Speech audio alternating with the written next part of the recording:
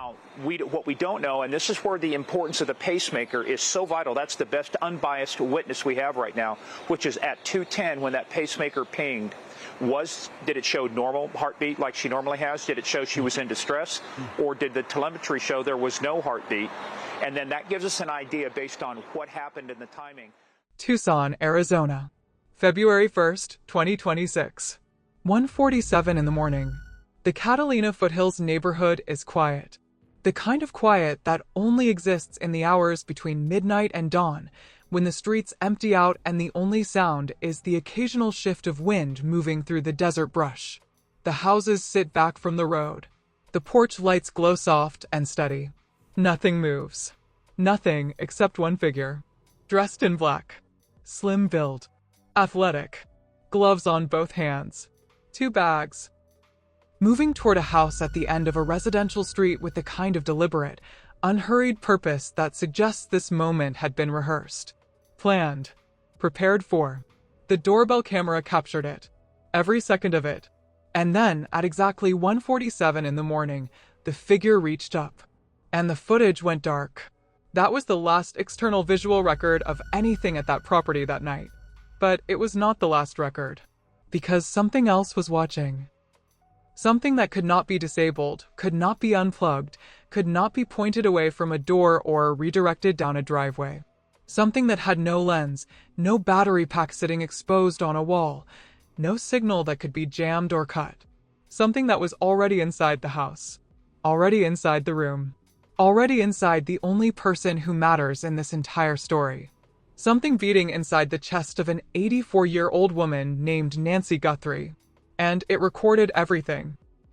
Every second of what happened between 1:47 and 2:28 in the morning of February 1st, 2026 was captured, timestamped, and stored by the cardiac device implanted in Nancy Guthrie's chest. The FBI subpoenaed that data in the first week of February. Their forensic specialists spent weeks decoding it. And what they found inside that record, the full picture, not the version that made it into the headlines, not the sanitized summary passed between news desks, the actual clinical findings buried inside the data, changed the entire shape of this investigation. It is disturbing. Not because of what is unknown, because of what is known. Hi viewers. Before we go any further into what the FBI found inside that pacemaker data, there is one thing that needs to be asked right now. Do you think the person who planned this had a personal connection to Nancy Guthrie? Yes or no? Drop your answer in the comments below because by the time this is over, that answer is going to mean something very different to you than it does right now. We were going back and forth. How would we do this? Now, I know that the sheriff's office used a helicopter. We wanted to use a drone, and so David had already created, he's got a prototype working, because you have what's called the high-gain amplification antenna on the bottom. A helicopter creates a lot of interference sometimes, electromagnetic interference, but that's why they're flying low to the ground. So the reason you fly low to the ground is that's low-power Bluetooth, but... Now, before the data, before the timestamps, before the clinical findings that investigators have been sitting with for over 3 months, there is something that needs to be said. Something that tends to get swallowed up the moment a story turns technical. The moment words like accelerometer and cardiac signature and forensic genealogy start filling the air, it becomes easy to forget who is actually at the center of all of it. Her name is Nancy Guthrie. She is 84 years old. She is the mother of Savannah Guthrie, the longtime anchor of NBC's Today Show, and of Annie Guthrie, who lives approximately 4 miles from Nancy's home in the Catalina Foothills. Nancy is not a public figure. She never sought to be. She was a woman who raised 3 children largely on her own after losing her husband suddenly in 1988. A woman who knew the names of every plant in her garden. A woman who attended church, who kept her porch light on, who had lived in the same quiet corner of Tucson for 5 decades and built something real there. A life. A home. A routine that the people who loved her knew by heart. If we know, and I'm sure this is why they're doing it, with that pacemaker, it has what's called a MAC address, a machine addressable, but that's the unique identifier for it. It's broadcasting. And so if Dave's already written the software, you can narrow it down to where that's the only signal we're looking for. Wow. And so what you do is you use what's called an omnidirectional antenna to scan a big area. Oh, I have a ping over here, then a directional antenna vectors you in. So that's what On the evening of January 31st, 2026, Nancy had dinner with her daughter Annie. A normal evening. The kind that happens hundreds of times between a mother and a daughter and gets remembered only in hindsight. When dinner ended, a man named Tommaso drove Nancy home. She went inside. The house settled around her. And somewhere between the end of that evening and the first minutes of February 1st, Nancy Guthrie went to sleep in the home she had lived in for 50 years. She has not been seen since. Nancy Guthrie has been missing for over 90 days. And the most complete record of what happened to her that night is not sitting in a police report. It is not captured on a neighbor's security camera. It is not documented in a phone log or a GPS trail. It is stored inside a device roughly the size of a small matchbox, implanted beneath the skin of a woman that no one has found yet. That device is her pacemaker, and what it recorded between 1:47 and 2:28 in the morning is not what most people think it recorded. Most people, when they hear the word pacemaker, picture a device that keeps a heart beating in rhythm. A small electrical regulator. A medical tool that quietly does its job and nothing more. That understanding is incomplete. And in this case, that incomplete understanding has led to weeks of coverage that missed the most significant part of the story entirely. Modern implanted cardiac devices are not just regulators. They are recorders. Every heartbeat logged. Every arrhythmia captured with a precise timestamp. Every spike above normal heart rate stored. Every drop below baseline stored. Every significant physiological shift the body moves through, documented with a clinical accuracy that no human witness can match. And beyond the cardiac data, many modern devices contain accelerometers, sensors that detect physical movement. Sensors that can distinguish between a person walking under their own power and a person being carried, between voluntary movement and passive transportation. Nancy's pacemaker had all of that. And it had one more thing. It was connected to a home monitoring base unit sitting in her bedroom, plugged into the wall, transmitting her cardiac data continuously to a secure cloud platform maintained by the device manufacturer. Not once a day. Continuously. That cloud record is what the FBI subpoenaed. And the forensic cardiac specialists who analyzed what it contained have described the findings in terms that have not changed in 3 months of review.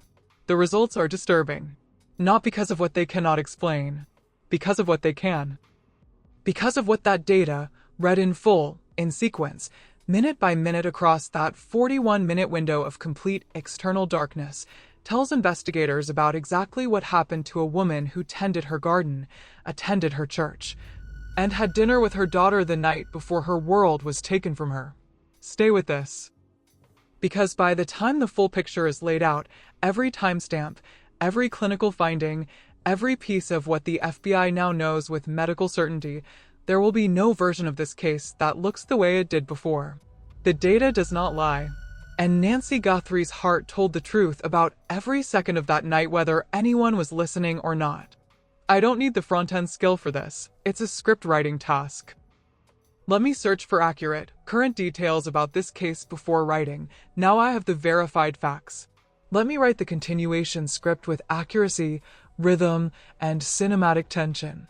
The last confirmed moment Nancy Guthrie was inside her home and connected to the outside world was 9:50 in the evening of January 31st, 2026. Her garage door closed. The cameras recorded it. The neighborhood went quiet around her. And whatever happened after that door sealed shut is something that Nancy alone experienced. Alone in the dark in a house she had lived in for 50 years. That is the part that stays with you. Not the footage. Not the forensic evidence. Not the technical language that investigators use to describe the timeline. What stays with you is the image of an 84-year-old woman, home from dinner with her daughter, stepping into the familiar quiet of her own house. Setting down her things. moving through rooms she knew by heart. And somewhere between that moment and 1:47 in the morning, someone was already coming for her. Someone who had planned it. What they're doing, they're looking for the way that the pacemaker communicates with the iPhone. That's the signal they're looking for, and those pacemakers can go for 10, 12 years on that lithium battery. Have you ever seen a case solved by doing this? No, not yet. But what's interesting is that the medical industry does this all the time. They look, well, what's our line of sight? What's our communications? They want to know, as they design these devices for safety and security, how far out can you go? Well, The Catalina Foothills neighborhood sits at the edge of the Sonoran Desert, where the city of Tucson begins to dissolve into dry washes and open brush. The houses are spread apart. The lots are generous. The streets wind between native trees and low stone walls. It is the kind of neighborhood where a person can move at night with almost no one noticing. Almost. Because Nancy's home had a Nest doorbell camera mounted near the front door. And that camera was watching. What it captured at 1:47 in the morning is not in dispute. A figure. Masked. Gloved. Carrying a black 25-liter Ozark Trail backpack. Moving toward the front door with the calm, deliberate stride of someone who had studied this house. Who knew the layout. Who had thought about the camera ahead of time and came prepared for it. The figure reached up. Tried to knock the camera loose. Could not. Then reached into one of the yard planters, pulled out a branch of vegetation, and pressed it over the lens. The footage went dark. The timestamp read 1:47 a.m. But here is what the figure did not know. Or perhaps what the figure did not know well enough. Because the Nest camera at Nancy's home did not have an active subscription at the time of the intrusion. And that detail matters for a reason that would only become significant weeks later. When FBI Director Kash Patel announced on February 10th that investigators had recovered footage from the device, he explained that it was extracted from residual backend data. Data that existed independent of the active subscription. Data the intruder had no reason to believe was still there. They killed the camera. They just could not kill what the camera had already seen. The FBI released 4 still images that same day. And for the first time, the public could see him. The masked man. The backpack. The gloved hands. The gun in an improvised holster. A male, approximately 5 feet 9 to 5 feet 10 inches tall. Average build. Black mustache visible beneath the edge of the mask. Standing on Nancy Guthrie's front porch in the dead of night, looking around the way a person looks when they want to be certain no one is watching. He did not know he was already caught on 4 frames of frozen time. The backpack is its own thread in this investigation. Sheriff Chris Nanos called it one of the most promising leads in the entire case. Because the Ozark Trail Hiker Pack, black, 25-liter, is not sold everywhere. It is sold exclusively at Walmart. And once investigators identified the bag, the reach of the investigation expanded. Walmart provided authorities with purchase records spanning several months across all locations. Surveillance footage from local Walmart stores became part of the review. The face mask the intruder wore, the dark clothing, the balaclava, all of it tracked back to items available at Walmart. Investigators believed the entire outfit may have been assembled there. Someone shopped for the materials needed to take Nancy Guthrie. They put those items in a bag. They waited for the right night. And then they came. At 2:12 in the morning, something happened that investigators would later describe as significant. Another camera on Nancy's property, separate from the doorbell unit, registered movement. Not a video clip. Not an image. The camera's motion detection software marked the presence of a person. 25 minutes after the front camera went dark, something was moving near that house. The camera recorded the detection. But whatever the camera saw, it did not produce footage. Only a log entry. Only a timestamp. 2:12 in the morning.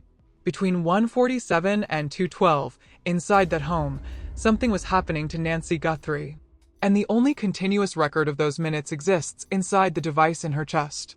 There are things investigators can say with certainty about the pacemaker data. And there are things they have chosen not to say publicly. That distinction matters. Because in a case this sensitive, the silence around certain findings is itself a form of That is how long Nancy Guthrie's family has been waking up without knowing where she is. 100 days of tips being sorted through. Thousands of them. FBI agents and sheriff's deputies reviewing digital evidence, rebuilding timelines, re-interviewing every person who may have had contact with her in the days and weeks before February 1st. The Pima County Sheriff's Office issued a statement at the 100-day mark that said, in precise and deliberate language, that scientific evidence processing and digital media analysis remain ongoing. I love how you call the pacemaker the witness. It's true. Yeah, it is true. And actually, when you talk about you haven't seen a case solved yet with this, Bluetooth sniffer, if you will, we have seen recent cases. We were pointing out that the Brian Koberger case took 47 days to get him. And in that case, it was the cell phone data that was crucial to the case. They are not done. They have not stopped. Google has been assisting with efforts to extract additional footage from Nancy's home cameras. The manufacturer of her pacemaker has been cooperating with forensic investigators. The Walmart purchase records have been cross-referenced. The DNA from the property is still being processed against every available database. The $100,000 FBI reward is still active. The Guthrie family has added $1 million to that total. $1,100,000 for one tip. One piece of information. One detail that someone out there is sitting with right now, in a house somewhere, knowing and saying nothing. Because someone knows. That is the thing about planned abductions. They require knowledge. They require planning. They require someone who studied Nancy Guthrie's life, her routines, her schedule, her address, her vulnerabilities. That level of preparation does not exist in a vacuum. It exists in a life. In conversations. In a person who, at some point, was close enough to learn the things that needed to be known. And that person is still out there. 100 days. Say it slowly. Let it settle. 100 mornings where the Guthrie family has checked their phones and the news has carried nothing new. 100 evenings where a porch light that Nancy Guthrie used to keep burning sits inside a house that no one has come home to. There is no tidy resolution at the end of the story. Not yet. Because this story is not over. Nancy Guthrie has not been found. The suspect has not been named. The data from her pacemaker continues to inform an investigation that federal and local agents describe as active, advancing, ongoing. Words that carry weight precisely because they are all investigators are willing to say. But there are things this case has already established that cannot be walked back. It was targeted. The sheriff said so. The level of preparation required to disable a doorbell camera, enter a home in the middle of the night, and move an 84-year-old woman with a pacemaker and limited mobility out of a residential neighborhood without a single neighbor recording anything usable, that is not the work of an impulse. That is the work of someone who thought it through, who came back from thinking it through and still went ahead with it. The backpack is a thread. The Walmart clothing is a thread. The DNA recovered from inside the property is a thread. The cardiac data from the monitoring platform is a thread. What investigators are doing, day by day, in the quiet that the public never sees, is pulling those threads. Slowly, carefully, with the kind of patience that does not make headlines but sometimes breaks cases wide open on an ordinary Tuesday afternoon when no one is expecting it. Sheriff Nanos is closer. His word, not speculation. Closer to what, he will not say. But closer is a word a careful man chooses deliberately.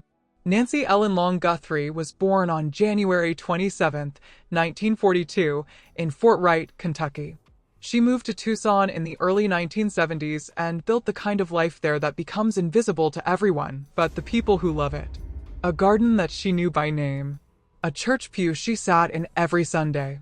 A daughter 4 miles away who had dinner with her the night before the world came apart. She did not vanish. She was taken. That distinction is not semantic. It is the whole story. Because vanishing is something that happens. Being taken is something that someone does. And somewhere in the desert Southwest, or in a room, or in a record somewhere, the identity of the person who did it is waiting to be found. The pacemaker is still recording. Somewhere inside Nancy Guthrie, the device that has been keeping her heart in rhythm for years is still logging every beat. still timestamping every moment. Still building a record of everything her body has moved through since 2:28 in the morning on February 1st, 2026. If she is recovered, that device will be interrogated, and it will tell investigators everything. That is the nature of the technology. It does not forget. It does not soften the details. It does not protect anyone from what it has seen. It simply records and waits and holds the truth in its memory until someone is close enough to read it. The investigation is not over. Nancy Guthrie has not been found. But there is one piece of evidence in this case that has received almost no public attention. One detail buried in the forensic file that investigators have discussed privately for months. A detail that connects the suspect's movements before February 1st to a location that no one has publicly linked to this case. That detail is the subject of the next video. And when you hear it, you will understand exactly why Sheriff Nanos chose the word closer. Communication. Here is what is confirmed. Nancy Guthrie's pacemaker was connected to a home-based monitoring unit in her bedroom. That unit transmitted her cardiac data continuously to a secure platform maintained by the device manufacturer. Not on a schedule. Continuously. Every beat of her heart logged. Every deviation from her baseline timestamped. Every shift in her physiological state recorded with clinical precision that no human observer could replicate. The FBI subpoenaed that data early in the investigation. At 2:28 in the morning on February 1st, 2026, the Pacemaker's app disconnected from Nancy's phone. That is the last confirmed electronic signal from inside that house. 1 hour and 41 minutes after her doorbell went dark. 16 minutes after motion was detected on her property. The phone connection dropped. And the remote monitoring channel, the one that had been transmitting her cardiac data to the manufacturer's platform, went silent. Now here is what investigators have been careful to explain about what that means. A pacemaker disconnecting from its monitoring app does not mean the device stopped working. The implant itself continued pacing. It continued recording. The disconnect indicates that the communication pathway between Nancy's phone and the monitoring system was interrupted. Not that Nancy's heart stopped. Not that the device failed. But that the channel through which her data traveled to the outside world was cut. She moved out of range. Or her phone was taken. Or the signal was lost. But the device kept recording. What it recorded internally, in the hours and days after 2:28 in the morning, remains part of an active forensic investigation. Cardiac device interrogation logs can show rhythm changes, pacing events, and timestamps tied to specific physiological moments. They can distinguish between the heart rate of a person who is sleeping and a person who is under acute physical or emotional strain. They can record arrhythmias. They can log the moments when the body undergoes significant stress responses.